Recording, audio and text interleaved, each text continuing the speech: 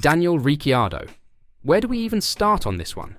After yet another dismal performance, the always smiling Aussie will certainly have lost his smile. But will he also lose his seat?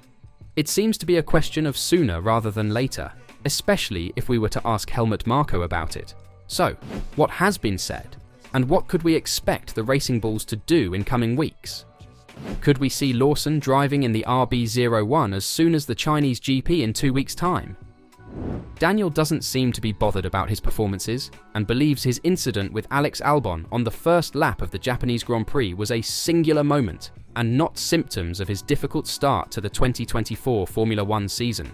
The 8-time Grand Prix winner was anticipated to lead the RB push after returning to Formula One midway through last season, but he has had a difficult season and has been outclassed by teammate Yuki Tsunoda. Matters were made worse when he collided with Albon at turn 3 on the first lap of the Suzuka race, sending both drivers into the barriers.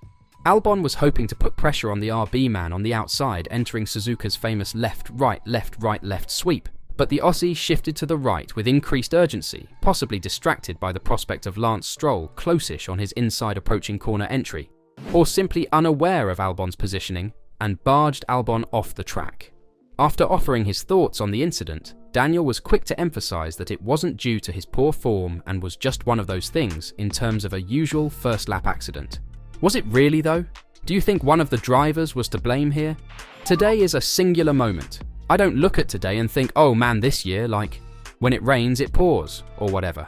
I feel it was just one of those things, he said. I think also yesterday, I was obviously frustrated not to make it by half a tenth into Q3. But there were some positives. There were some things that we felt like we could probably show today. Lap 1 incidents. They're the worst because there's always those questions. Oh, what could have been? Maybe we could have done this.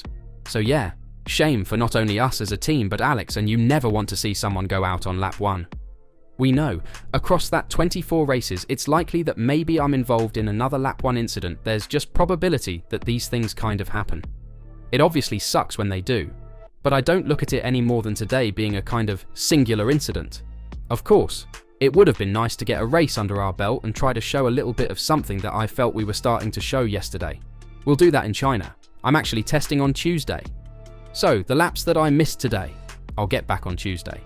The RB driver thought that starting the race on medium tyres while numerous opponents behind him started on softs placed him on the back foot at the start, ultimately triggering the Albon incident.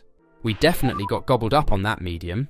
It was weird because the cars in front of us looked like they got off the line well, so it just looked like Yuki and I didn't have the grip that we anticipated, he explained.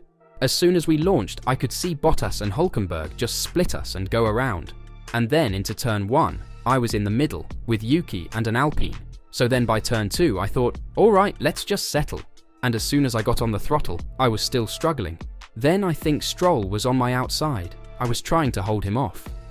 As I've started to come back for turn 3, then Albon's there. I watched his onboard camera. I don't even know if he wanted to be there, but his traction was so much better on the soft that he was like, well, there's space, until there wasn't. I didn't see him. I always assume maybe someone is there, it's lap 1, so I never tried to use the full width of the track and be completely ignorant. But there was obviously not enough room. All things considered, if we could wind back the clock an hour, I would start on the soft. But for the record, I wanted to be on the medium. And that's not something I fought against. But knowing what we know now, the soft would have been a lot better for us. Do you think the RB driver is underperforming due to lack of speed and confidence at the moment? Even though his race was cut short, he isn't leaving Japan feeling defeated due to impressive performances on Saturday. Daniel believes he's drawing positives from RB's far more competitive qualifying session, in which he was narrowly defeated by Yuki Tsunoda. But he has been out-qualified by Tsunoda at all 4 races in 2024. But after almost matching the Japanese driver, the qualifying session at Suzuka was the Australian driver's best performance after a rough start to the season. Has Helmut Marko been right after all?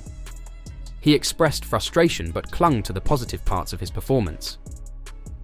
It's mixed, he conceded when questioned about his sentiments after qualifying in 11th position. Personally, obviously there's that frustration when you just miss out, and when I could see on the board I was 10th, I knew there were a couple of cars to come. So it was close. That's frustrating, but it's also encouraging because it has been certainly, for whatever reason, a tricky start to the year. I can't take anything away from Yuki. He's been driving very well. He was able to come close to Tsunoda this weekend due to a different approach for this weekend, as he is willing to drive a less stable car in order to find performance rather than working from a stable baseline.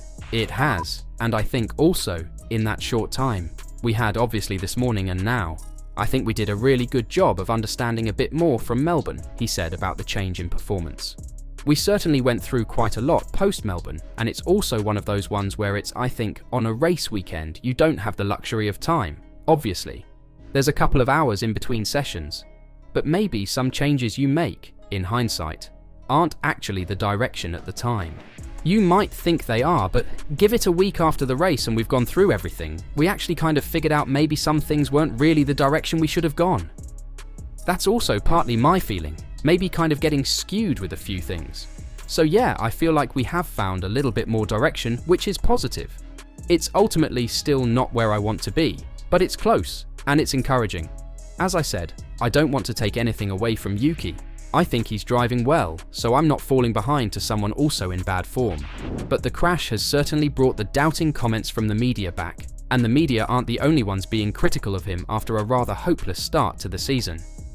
F1 fans also look to be done with the Aussie's excuses and failing performances. Are these doubts fair?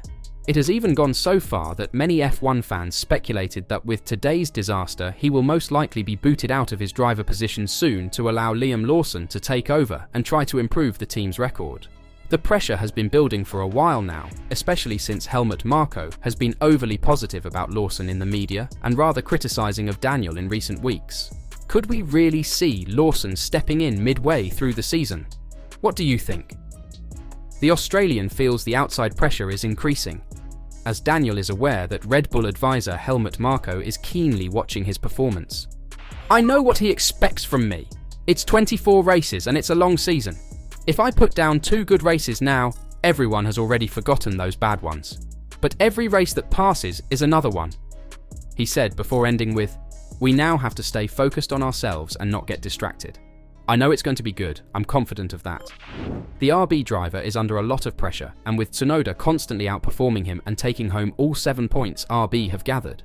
So far, things aren't getting better, especially considering Tsunoda is doing this in the 6th or 7th fastest car on the grid.